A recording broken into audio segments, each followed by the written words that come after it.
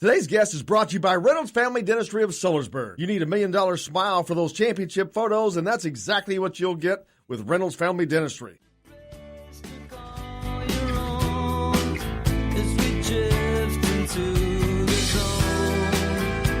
Welcome back to Indiana Sports Beat, coming to you, of course, from the Golf Club at Eagle Point Studios. Joined now by the great Michael DeCourcy from the Sporting News, college hoops writer for the Sporting News, also studio analyst for the Big Ten Network, covers the NFL and soccer for the Sporting News as well. You can find him at TSN Mike on Twitter. If you want to keep up with everything, that's where you need to be, because Mike is always on it. Mike, how are you, sir?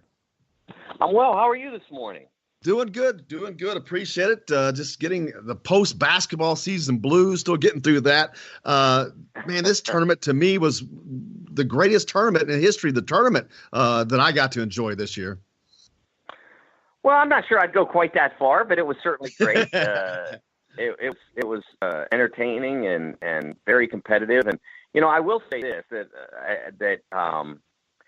that in terms of my in-person experience covering games, it was like all great games followed me wherever I went. It was astonishing. I happened to go to Columbia, South Carolina for the second round. The first round I was in the Sporting News headquarters, but I went to the second round, so I saw Duke play UCF, and then I went to Louisville and I saw the Purdue-Tennessee game and the Purdue-Virginia game, and then I went to the Final Four, and I got to see those games, including the tremendous championship game. Boring run you had. Texas what a boring Tech. Run. It was unbelievable. I mean, the stuff that was happening in Louisville was just ridiculous. The Purdue-Tennessee game and the Purdue-Virginia game were just, I mean, they were breathtaking games. I mean, almost like, you know, that Marvel movie. I'm not a big superhero movie person, but that opens, I think, tomorrow night, and it felt like that. You know, it felt like, you know, that there was actual superhero stuff going on with Carson Edwards and the rest, the Kyle guy, and some of the stuff that was going on seemed cartoonish almost, because the plays were so extraordinary. It was. I mean, those games were incredible. I'm just, as a fan watching those games, the excitement, the level of competitiveness that no team would back down. Even play like Auburn, who had guards that were one of them were ranked in 300 and something ranking, and just doing great things against great teams. It was an amazing tournament and such fun for everybody, I think. Yeah, I think you have a hard time complaining about that, and which is why it's kind of disappointing for me to see that the game is going in the right direction, and Mark Emmert and Adam Silver sort of not standing up to Mark Emmert. The game is going in the exact right direction, and now they're going to try to change the way it goes in the next few years. They're going to eliminate the age limit and those sorts of things. And it's the wrong move for basketball. Unfortunately, we have people in charge of the games that aren't really studying what's going on and aren't really paying attention to what's going on and how both games have grown over the course of the last 10, 12 years, how they've really improved. And I fear for the future of basketball in America subsequent to the removal of the age limit. I don't think that we were going in the right direction between 95 and 2006. I have all kinds of data to demonstrate it to you. And now I see that, you know, that we're going back in that direction just because of the stubbornness of two leaders. One who has no idea what he's talking about in Mark Emmert. I mean, in regards to basketball, has zero idea. And then Adam Silver, who a lot of people praise and laud as a great commissioner because he gets social media, but his first job is to get the game, and I don't think at this point he is. Yeah, I'm a little surprised to hear some of the things, because I agree with him, because Mark Emmert, I just see him as one of those old men on the Muppets. They just seem lost and always reacting instead of being proactive. It's always a reaction thing. And I think a lot of people are going to be surprised to hear that take on the age limit, because I think a lot of people see the need to eliminate that for some reason. But yet, if you look, those one and dones have not really impacted the NCAA tournament. You look at this year's Final Four; they weren't there. It was teams. It was the teams that played great basketball. But it's great to hear you say that. Expand a little bit on that. Why is it that you think that eliminating that age is going to affect the game or take it in the wrong direction? Well, I think you go back to when we did have the guys going directly out of high school, how many players failed. A large percentage of, and because we're not talking about guys, the guys who failed, we're not talking about guys who were people say, well, college kids fail too. Yeah, but, like you said, Bryce Brown comes from the 300th position in high school rankings. If he doesn't make it as an NBA player, he wasn't supposed to make it. The fact that he's coming as close as he is now is a miracle. But the number 3 guy is supposed to make it. And if he doesn't, that's bad for the game. And if he doesn't make it because they don't have the apparatus to train him, which they don't, at least not at the level that's as effective as the college game is, then that's a problem. Baseball kind of throws it against the wall. They take 100 guys, throw it against the wall, 10 guys stick, they're happy. But basketball can't do it like that. If you do that, you're diminishing the game because you throw 100 guys against the wall and, it's not the same 100. The difference is in basketball, it's pretty clear who the best guys are when they're 16, 17. It's pretty clear. It's not universal. Sometimes there's a Tim Duncan or whatever, but it's pretty clear. And if those guys who are clearly the best at 16 or 17 don't make it, you've diminished the game. And that's what was happening during the time between 1995 and 2006 when there was no age limit. Too many of those guys were failing. Eddie Curry, Kwame Brown, guys like that. Those guys had real futures in the game. And they failed because they weren't properly trained. And they weren't ready to handle what it was like to be in the NBA. College gets them ready for that. Zion Williamson benefited greatly from his college experience. Anthony Davis benefited greatly. John Wall benefited greatly. Even Romeo Langford, who did not have a great year, if you would have thrown him into the NBA this year, could you imagine what that year would have been like? He had no business being anywhere near an NBA court. And that's the problem that people don't want to acknowledge with the elimination of the age limit. They think it's hurt college basketball because guys go through quickly. But here's what people don't understand. When the age limit goes away, there's still going to be guys that go to college for a year. It's still going to happen. It will probably happen with the same degree of regularity that it happens now. So I don't see why anybody thinks eliminating the age limit is a solution for basketball. Yeah, because if you look at the numbers, how many are there of true one and dones that are only in college because of the age limit? A lot of them need that year. Romeo's a great example. And actually, his status dropped quite a bit. Last I checked here, we talked about this a lot today on CBS. Actually, the most poignant criticism of him that I've seen, it talked about his shooting form needing to be revamped and that his off-ball game needs to be adjusted. So it really, and now they've dropped him down to 19. But without that year in college, it would have swallowed him up. Yeah, I see a player who doesn't go left at all, even to make a one dribble move. He never uses his left hand. He needs a tremendous amount of work on that. And look, if he can go and get picked 20th, that's fine. Go and do it. But the reality is he probably needed another year of college even to develop. He did not show in his 1 year the level of game necessary to make it at the NBA. And so we'll see how it goes. But he's a wonderful young man, and I hope he makes it. I hope he's very successful. But he's got a lot of holes in his game that need to be addressed, and sometimes it takes more than a year to address them all. We'll see if he's able to pull it off, but yeah, I think people look at the age limit rule as having created something it didn't create. Did it create the arrival of more players like John Wall and Zion Williamson into college basketball? Yes. Did it create the let's call it a revolving door? No, that didn't create it at all. It had nothing to do with it. That's the nature of the game changing. That's people saying, to these young players, college basketball, you don't need it that much. You should get to the league. What really created all of that, it was a slow foundation, but what really created all that was the salary cap.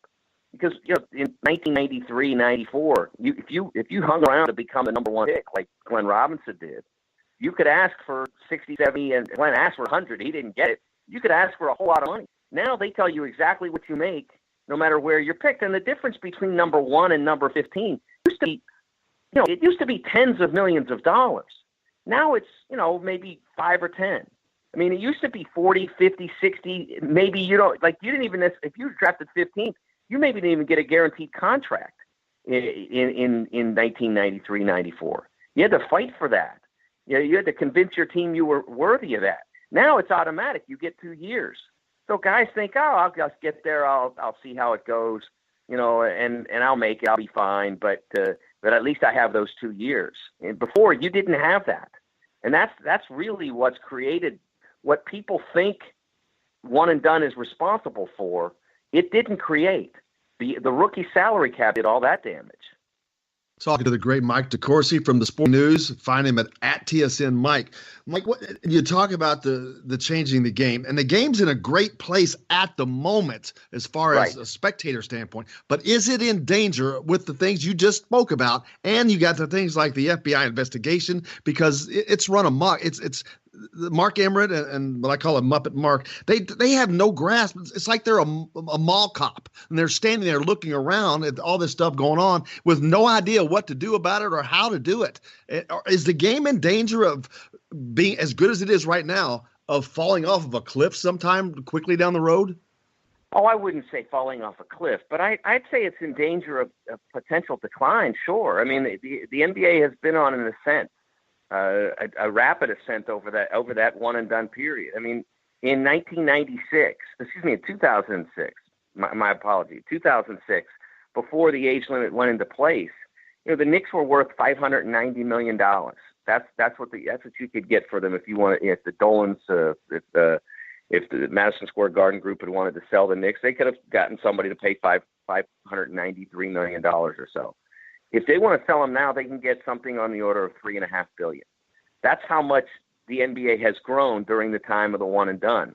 And so people think it's been bad for the game. There's your numbers. In that period, in 2006, there were about 9.5 million people watching the NBA Finals. 2 years ago, it was 20 million. They've more than doubled the audience for their showcase event. And so the game has been going in the right direction. That's why I argue against all these different things that college basketball and the NBA are doing. The problem is the agents have the opportunity, the occasion to get in and make relationships with younger players. Some feel compelled to do it. I know there are enough really good agents who are not doing that, but the ones who can't compete with the really good agents try to do it the other way. And so that's where all this, the FBI investigation began. If you read my pieces on when I have mentioned or written directly or mentioned parenthetically the FBI investigation, I have never once called it an FBI investigation of college basketball, because that is not what it is. It is an investigation of the way talent is processed, the way talent is pursued. I call it in every reference. I always call it the FBI or the Justice Department investigation of the basketball talent game, because that's where it began. It began with a money manager who showed the FBI, in order to ease his burden on another case, showed the FBI what was going on and helped introduce them to people who could pursue the investigation into and it eventually led them to some college basketball assistant coaches who were involved in this, and it eventually led them to the allegations that some athletes had been pursued with money at the college level. But that's not the core of this. The core of it is how agents and money managers who are on the wrong side of the rules, and in some cases on the wrong side of the law, will pursue young players and their families. And that's the core of this. And it's something that the NBA has a tough time getting a handle on, even though they certify agents, and if you do incorrect things, you risk losing your certification. They've had a tough time getting a handle on it. The NCAA will have even a tougher time because they have, fewer methods of punishment and less effective methods of punishment. But that's really where the core of the problem is. When it all happened, Mark Emmert tried to blame it on one and done because it was a convenient target and because people were already predisposed not to like it. But it wasn't even remotely accurate. I mean, there are dozens of players who have been involved in this circumstance, either tangentially or directly, who were rated well beyond full of them. The guy was playing at Southern Cal a year ago, who did not play the 2017-18 season as a result of this circumstance. He was rated like 125th in his high school class, and had only played 1 year of college, I believe. So it had nothing to do with one and done.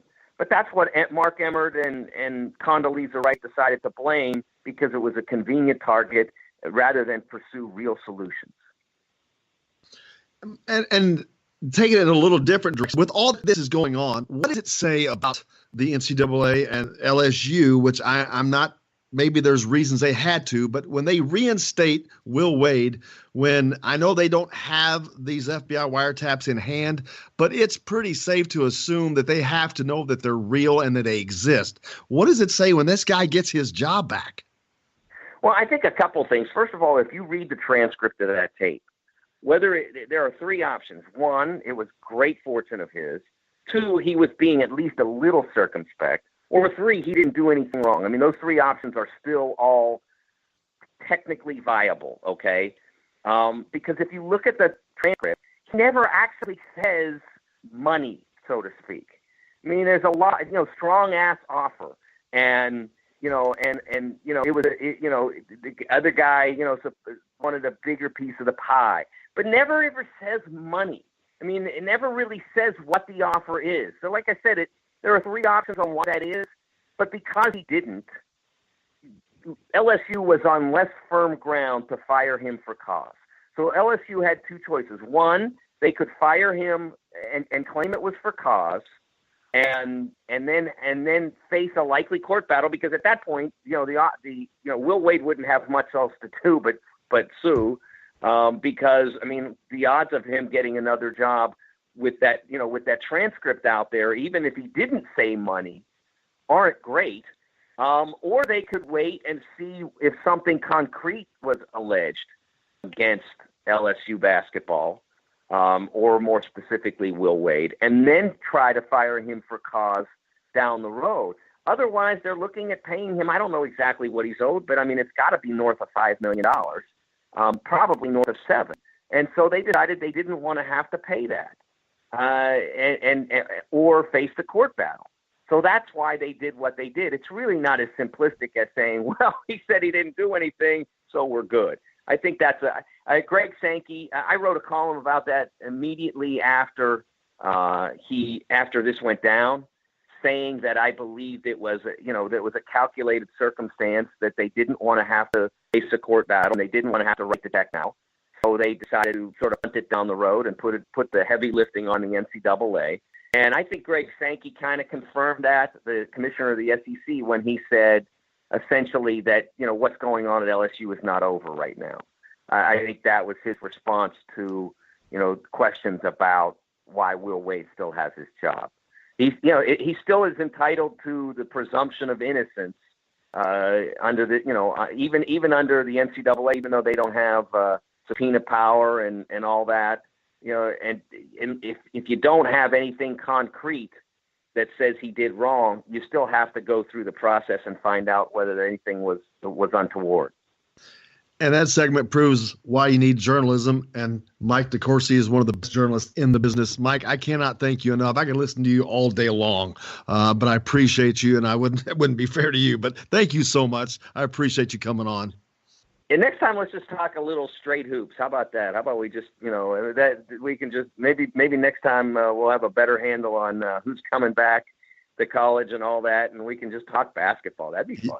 It would be a lot of fun because there's a lot of kids that's going to make it very enjoyable. Mike, I hope you have a great day. Thank you so much again. You too. Thank you. You bet. Michael DeCourcy from the Sporting News. Make sure you find him at TSN Mike. Gosh, I could listen to him all day. Unfortunately, we're out of time. Thank you so much for joining us for the boys. I'm Jim Coyle. I will see you on radio.